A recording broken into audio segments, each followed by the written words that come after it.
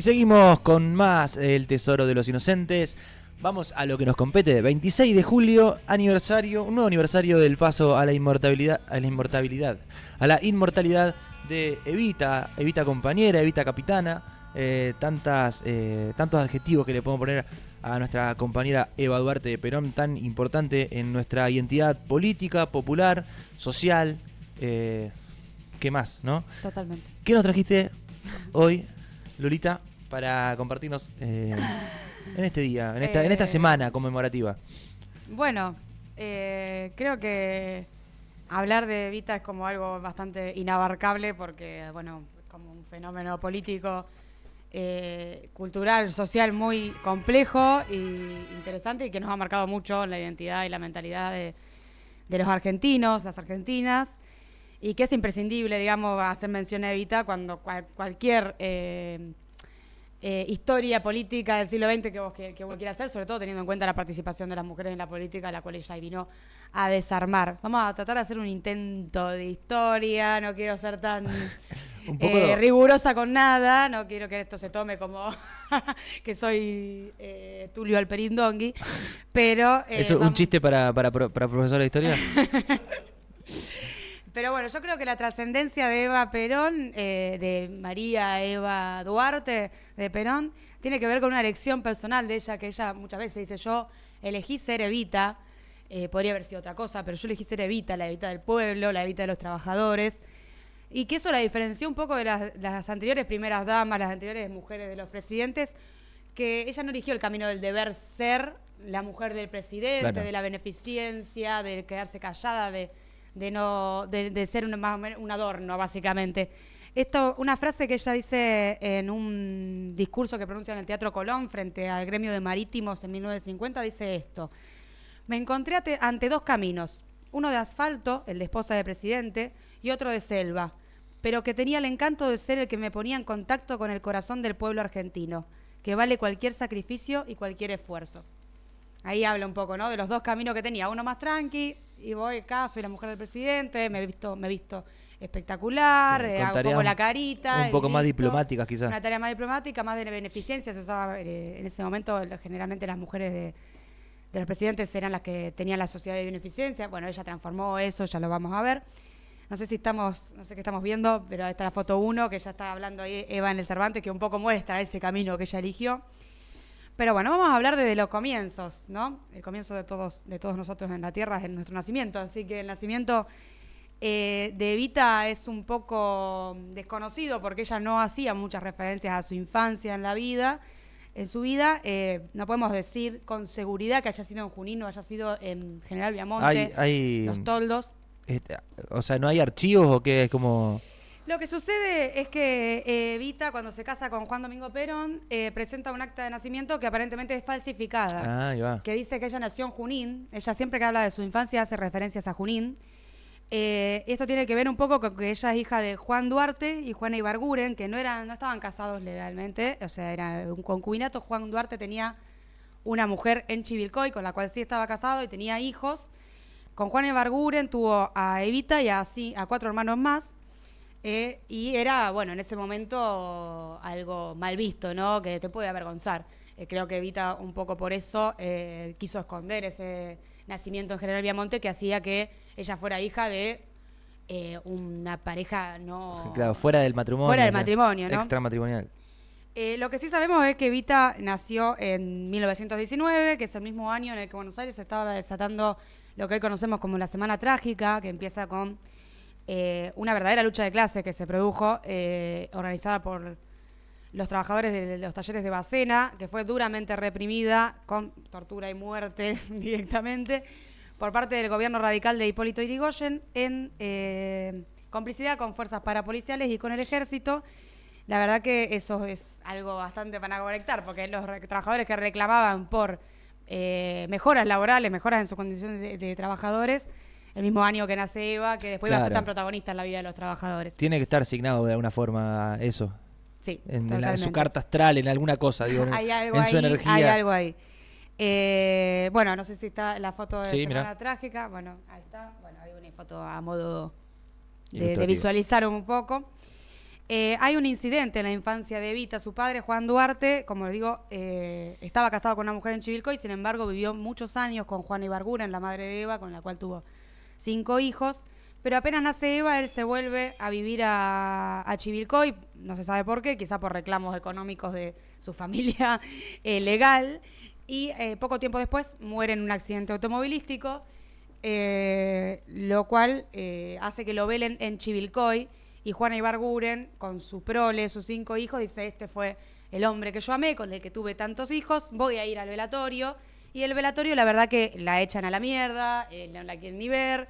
Eso creo que de tanto la autora con la que yo trabajé, que es Marisa Navarro, y Herminda, la hermana de Evita, que escriben una biografía de Evita, dicen que ese incidente puede haber sido uno de los primeros acercamientos de Evita con el hecho de sentirse excluido, de no ser parte de la injusticia, de no poder estar en el velorio de su padre, ¿no? Para ella, que era muy chica, y para sus hermanos, que ya eran grandes y tenían conciencia de todo esto que estaba pasando.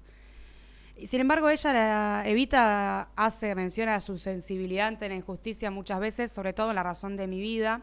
Ella lo presenta como una característica siempre presente en su personalidad y dice lo siguiente: desde que yo me acuerdo, cada injusticia me hace doler el alma como si me clavase algo en ella.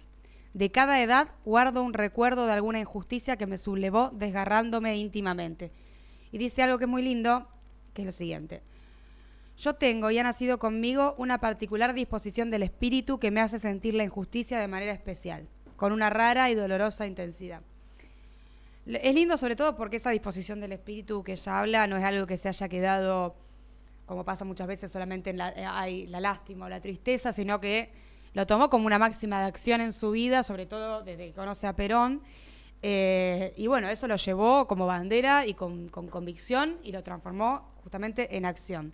No por nada es la jefa espiritual de la nación. Totalmente. Bueno, eso de jefa espiritual tiene que ver mucho con el peronismo, con un nuevo cristianismo también, y ella, bueno, después lo podemos... Ya vamos a llegar. Ya vamos a llegar a eso. Entonces, Evita, sin padre, con una madre que trabajaba incansablemente, cosiendo día y noche para hacer que ella y sus 4 hermanos sobreviviesen, pudiesen comer. La verdad que una vida muy dura, sobre todo en sus primeros años en General Villamonte.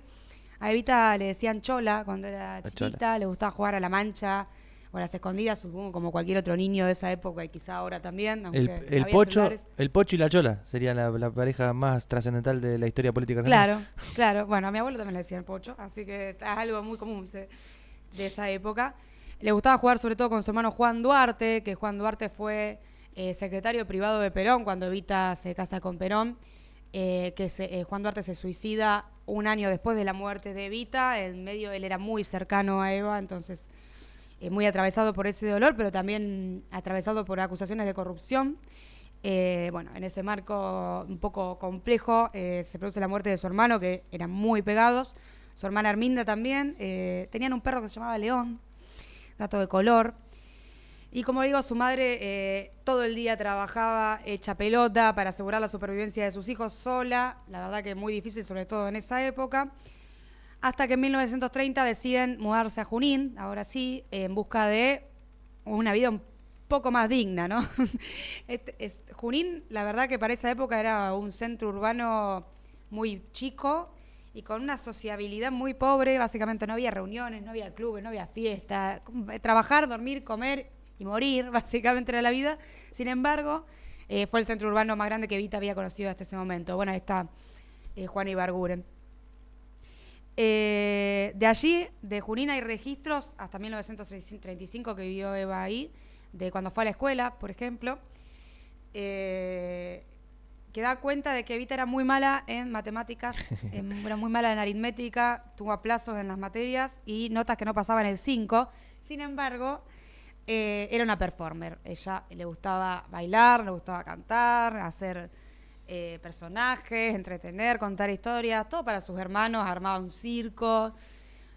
Con la otra gente era un poco retraída, un poco tímida, pero con sus hermanos tenía mucha confianza, se llevaba muy bien, y ahí se producía mayormente su sociabilidad, que estaba muy atravesada por el arte. A ella le gustaba mucho el arte, el teatro, y esta pasión la movilizó hasta Buenos Aires a los 15 años, solamente 15 años, en 1935.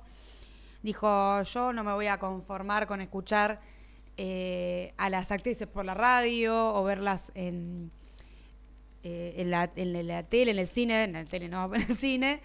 Yo voy a cumplir la vida de mis sueños, y se fue a Buenos Aires, la verdad que sin tener ni puta idea de cómo se podría triunfar en el mundo del teatro, en el mundo de la actuación, inventando. Se fue de casa a tocar rock and roll, como la canción. Se fue de casa a tocar rock and roll, inventando su propia... Sí. Se fue, claro, a buscar su propia rueda mágica, inventando su propio futuro. Muchas veces, desde que ella se fue su madre, su hermana Herminda, le dijeron, Evita, dejate de joder, volvé, la verdad que acá no vas a lograr nada. Era una aventura muy complicada la que se lanzaba Evita, porque no es como ahora que más o menos sabés a dónde tenés que ir para tratar de triunfar. Era inventar todo para ella, con tan solo 15 años, en una ciudad que no conocía y que también, además del lujo y del bullicio, tenía la miseria y que Evita la pasó porque tuvo que vivir en pensiones, comiendo un pan con mate cocido varios días, recorriendo los bares de la calle Corrientes a ver si conseguía algún trabajo. Anduvo por giras por todo el país en las que a veces ni le pagaban. La pasó mal, digamos. Hasta 1940 no se puede decir que había triunfado en nada en el mundo del teatro.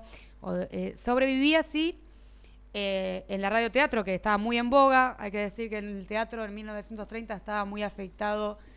En Argentina no estaba en su mejor momento, y también estaba afectado por la crisis del comercio mundial. ¿En qué año dijiste? En la década del 30 el teatro estaba un poco flojo. No la era el mejor infame. momento. Estábamos en la década infame, y estaba atravesado también por la crisis del comercio mundial, que de alguna manera afectaba también al teatro en Argentina. Pero cada vez que a ella le decían, Evita, volvé, ella decía, voy a volver, sí, pero cuando haya triunfado. Una chabona muy obstinada, muy comprometida con sus sueños, y que la verdad que todo esto la llevó más lejos de lo que ella hubiese imaginado, ¿no? Y fue por un sueño, pero terminó transformándose en algo completamente diferente. Hacia 1943 se produce en la Argentina, ya sabrán. Guerra, aparte, en medio de la guerra mundial. En medio de la Segunda Guerra Mundial se produce en la Argentina un golpe de Estado, esta vez exclusivamente organizado por el ejército, por los militares, que viene a derrocar al último presidente Ramón Castillo de la década infame, y se inaugura en la Argentina un nuevo acto del que Evita finalmente iba a ser la protagonista, una de las protagonistas principales, que sin embargo en 1943 no la beneficia, porque este nuevo gobierno que asume a través de un golpe de Estado tiene otras ideas completamente diferentes de los que gobernaron durante la década infame, y por ejemplo a la radio la perciben como un medio con mucha masividad y con una capacidad de influencia en el pueblo muy grande, y por eso debe ser controlado por el Estado. Esto tiene que ver con una lógica intervencionista del Estado que tenía los militares, sobre todo el grupo de oficiales unidos, que después se hace cargo del gobierno. Y bueno, esto a Evita le afecta directamente porque ella trabajaba en la radio, ¿no? Hacía radioteatro, era lo que más ingresos le propinaba hasta el momento. Así que, de alguna forma, se empieza a construir esta relación desde ese mismo momento. Perón. ¿Qué capítulo? Perón, que es miembro de este grupo de oficiales unidos. ¿Era secretario de Trabajo en ese momento? Es un personaje que empieza a tomar relevancia hacia 1944 desde la Secretaría de Trabajo y Previsión, que ya empieza a generar amores y resquemores por sus políticas de concesión de derechos a los trabajadores, de negociación con los sindicatos. Ya ahí ya se empieza a construir como el hombre fuerte de la revolución, es una figura destacada del gobierno. Y esta historia de amor, que es también un poco la historia de nuestra patria, se podría decir, que son nuestros Adán y Eva, Perón y Eva, arranca con una tragedia. El 15 de enero de 1944 se produce en San Juan un terrible terremoto que deja un saldo enorme de muertos y heridos, y la Secretaría de Trabajo y Previsión de la Nación se pone al hombro la tarea de ayudar a la reconstrucción de San Juan y a los heridos y a los familiares de los fallecidos en la tragedia. Y en este marco, grupos de actores y de actrices se organizan para realizar una colecta callejera. El primer encuentro que se produce entre Eva y Perón se da en este marco justamente, y es cuando este grupo de actores y actrices se encuentra con Perón en la Secretaría de Trabajo y Provisión para entregarle la alcancía de lo recaudado en la colecta. Perón, cuando hace mención a este suceso, dice que Evita ese día habló increíblemente, que tenía las manos rojas de la compenetración que tenía. La verdad que esto aparentemente es mentira, porque es probable que Evita no haya hablado, teniendo en cuenta su personalidad, que era un poco tímida, si bien se había ya un poco soltado en todos esos años de trabajo sola en el teatro y en el radioteatro, era un poco tímida y había un grupo grande de actores. Es probable que ese día no hayan conversado por primera vez.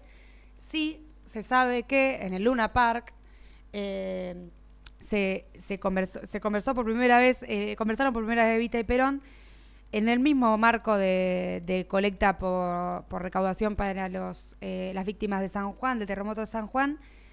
Estaba Perón organizando este acto en el Luna Park y Evita con una amiga. Ella se decidió acercarse a hablar. ¿Le pidió a la amiga que le haga gancho con Perón? No, fue directa ella, fue directamente. Perón no era como los demás militares, no era un tipo serio, así, que no te puede, inaccesible.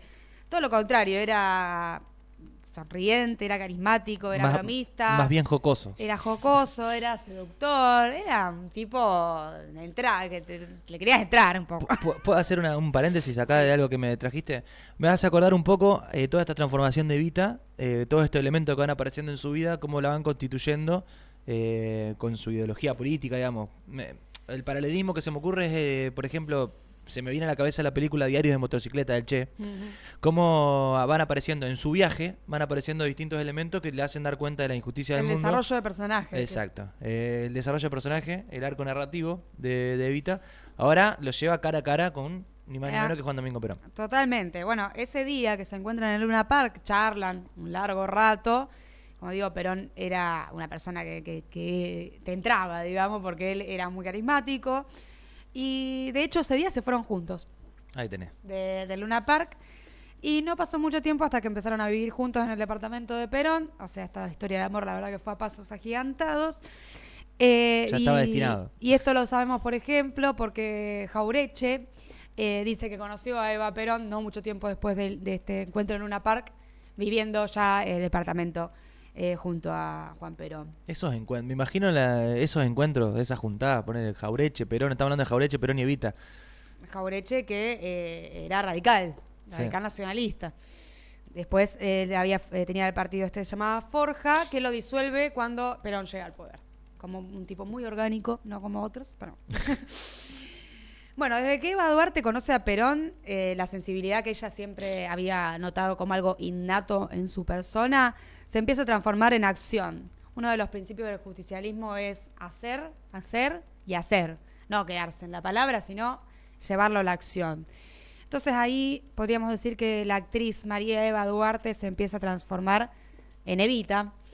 Ser Evita, como ya dije, es una decisión puramente personal y está motivada fuertemente por esas injusticias que a ella le habían movilizado y afectado profundamente y dolorosamente toda su vida. Evita, junto a Perón, como habíamos dicho, transforma el rol de la participación de las mujeres en la política para siempre, porque toma un rol completamente activo.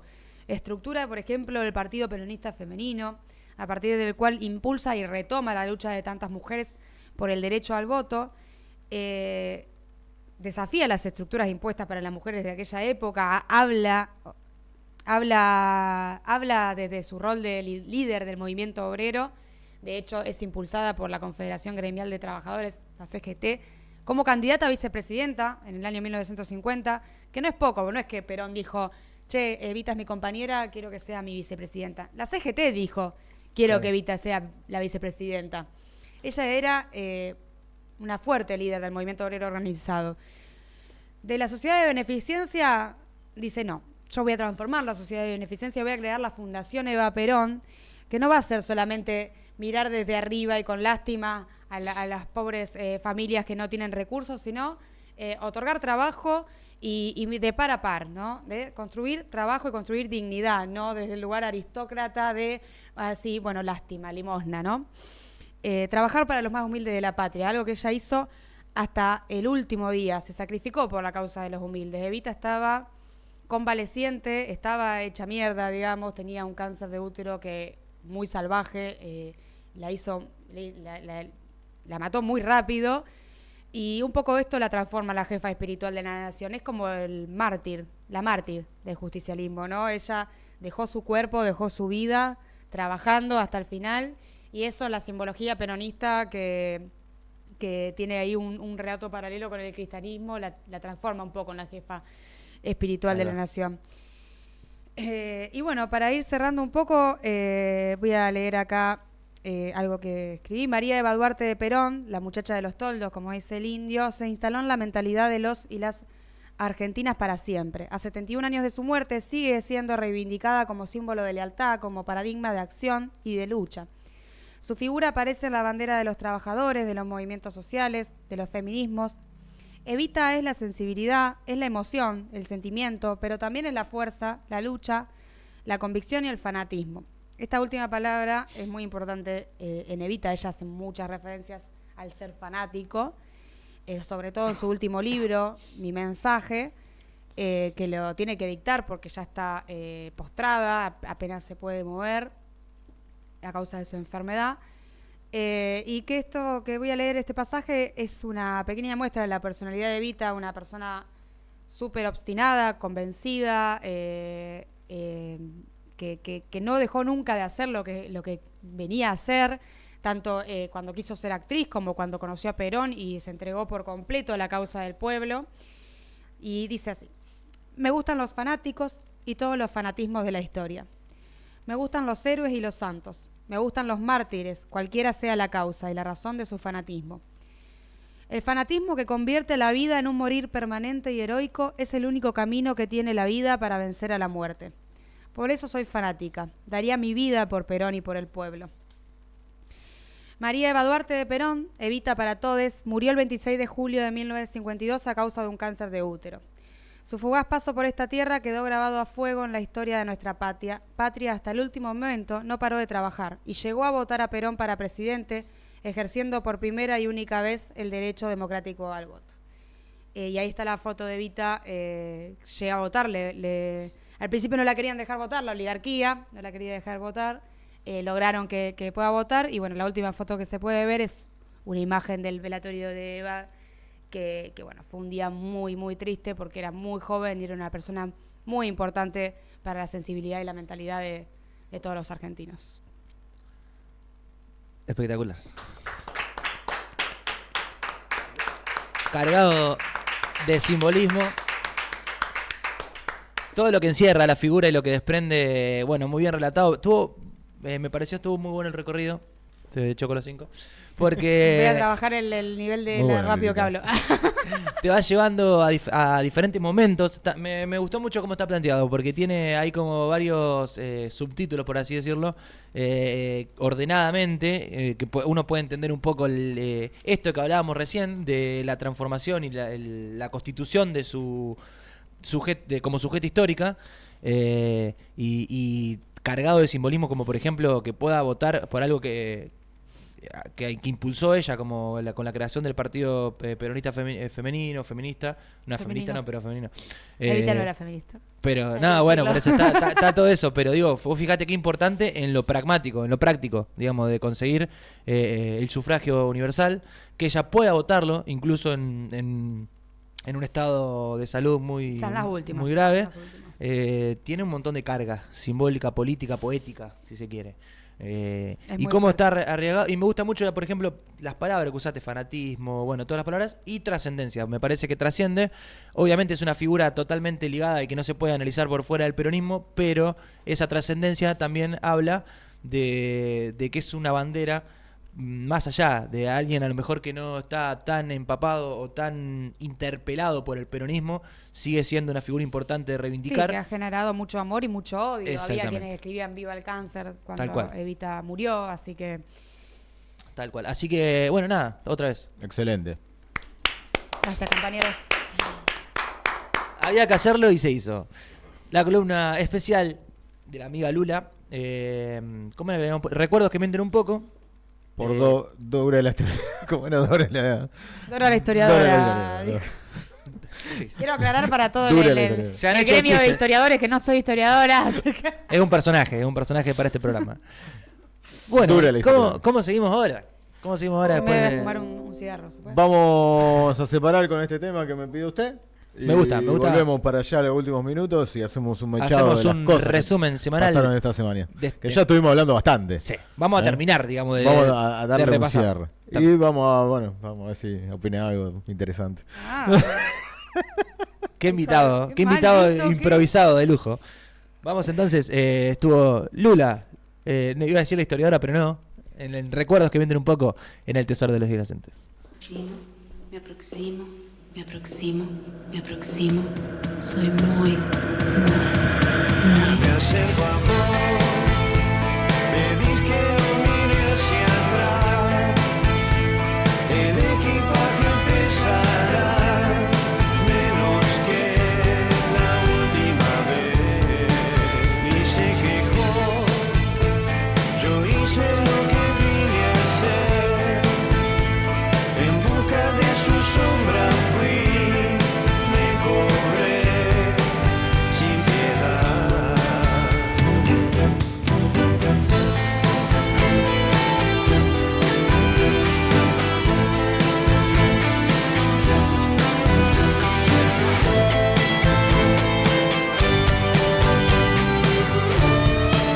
La oscuridad cubre toda la ciudad. Vos fuiste la derrota que mi alma no soportó.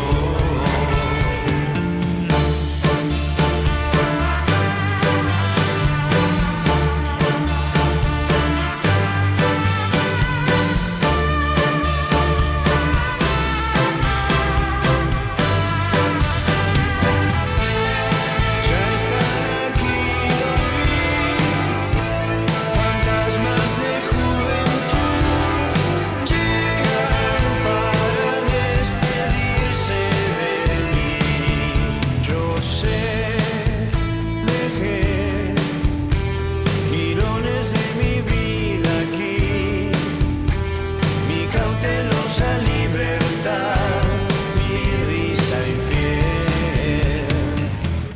Habrá después, a todo vos te resignas, alguna recaída y poco que recordar.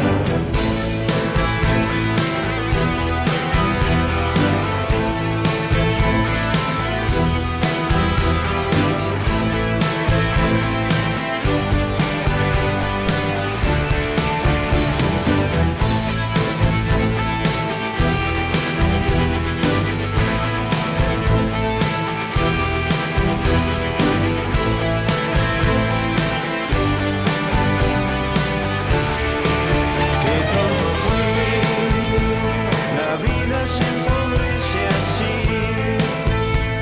Perdí todo lo que antes fui, truena un cielo sin luz.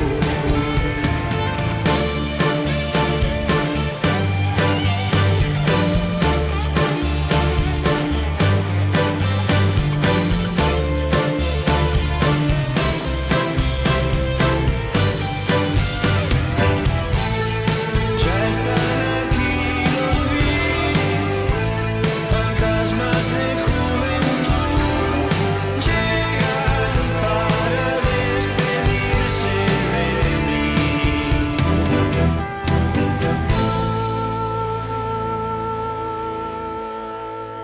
Soy muy, muy, muy, muy. Me alejo, me alejo.